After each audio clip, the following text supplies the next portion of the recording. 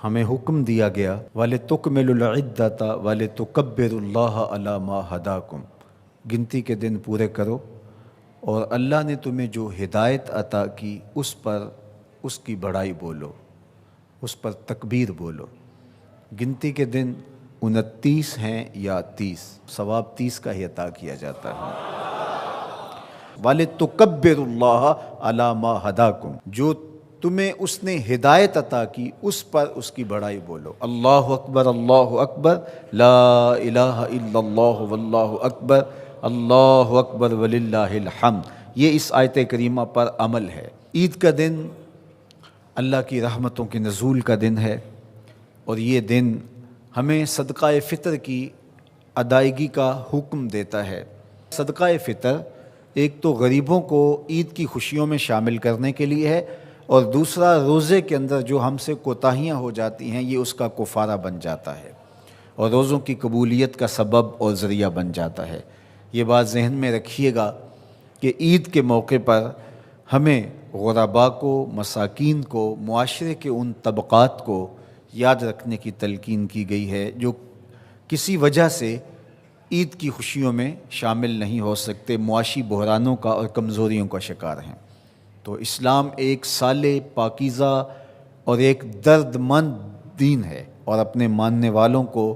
ہر موقع پر غرباء کو یاد کرنے کی تلقین کرتا ہے۔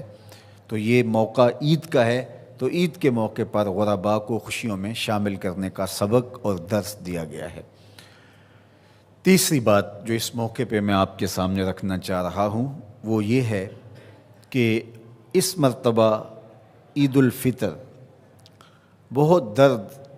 اور اذیتیں لیے جلوہ گر ہوئی ہے، اس لیے کہ ہمارے فلسطینی بھائی اس وقت اپنی بقا کی جنگ لڑ رہے ہیں، اور جس اذیت سے، جس کرب سے وہ گزر رہے ہیں اس کا میں اور آپ اندازہ نہیں کر سکتے۔ وہ بیچارے تنے تنہا جو اپنی زمینوں سے بے دخل کیے گئے، اور آج مسجد اقصیٰ میں ان کو داخل نہیں ہونے دیا جاتا، اور اگر وہ مخصوص راتوں میں اور جمعات کے اجتماع میں وہاں پہنچتے ہیں تو ان پر گولیاں برسائی جاتی ہیں۔ یہ بات ذہن میں رکھیے گا کہ القدس ہماری غیرت کا نشان ہے، القدس ہماری عزت کا نشان ہے۔ ہمارے آقا و مولا حضور ختم المرتبت صلی اللہ علیہ وآلہ وسلم نے آسمانی معراج کا آغاز مسجد اقصیٰ سے کیا، اور قرآن نے اس مسجد اقصیٰ کا تعارف کرواتے ہوئے کہا الذی بارکنا حولہ، یہ وہ بابرکت جگہ ہے جس کے اطراف میں ہم نے برکتیں رکھی ہیں۔ یہ انبیاء کی سرزمین ہے، یہ محبت انوار ہے، یہ ارض شام، فلسطین شام کا ہی حصہ ہے، اردن بھی شام کا حصہ ہے، فلسطین بھی شام کا حصہ ہے، اور سیریا یہ تقسیم کر دیا گیا۔ تو یہ سارے شام کے حصے ہیں جو ارض مبارک ہیں، اور اللہ جل شانہ کے محبوب علیہ السلام نے ہاتھ اٹھا کر کے شام کے لیے دعا مانگی ہے، اللہم بارک لنا فی شامنا، اللہم بارک لنا فی یمننا۔ تو شام کی سرزمین اور بیت المقدس مسلمانوں کے لیے عزت کا مقام ہے، اور تیسری مقدس ترین جگہ ہمارے لیے مسجد اقصیٰ ہے۔ تو بیت المقدس پر آج یہودیوں کا قابض ہو جانا، اور پھر مزاحمت کرنے والے، اپنے حق مانگنے والے مسلمانوں کو یوں گولیوں سے بھون ڈالنا اور یوں اذیتوں میں مبتلا کرنا، اور پھر کوئی توانا آواز ان کے لیے بلند نہ ہونا، یہ دردناک صورتحال ہے۔ شاید آج انہوں نے فیصلہ کر لیا ہے کہ جیسے بھی ہو ہم اپنا حق لے کے رہیں گے۔ آج وہاں عید کے دن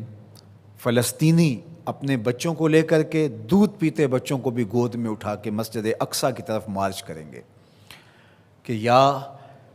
مسجد اقصیٰ ملے گی یا پھر اپنی زندگی سے ہاتھ دھو بیٹھیں گے۔ تو یہ فیصلہ کن مارچ ہونے جا رہا ہے۔ پورے عالم اسلام میں اضطراب ہے، ہم بے بس اور مجبور لوگ کیا کر سکتے ہیں ان کے لیے،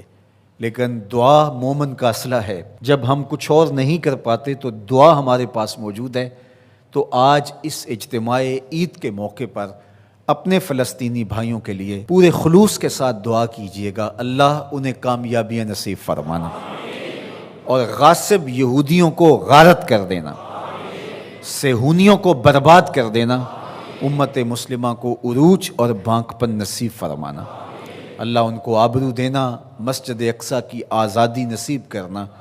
اور ہمیں وہ بہاریں، وہ عزتیں، وہ وقار نصیب کرنا کہ ہم وہ دن اپنی آنکھوں سے دیکھ سکیں کہ مسجد اقصیٰ آزاد ہوئی ہے۔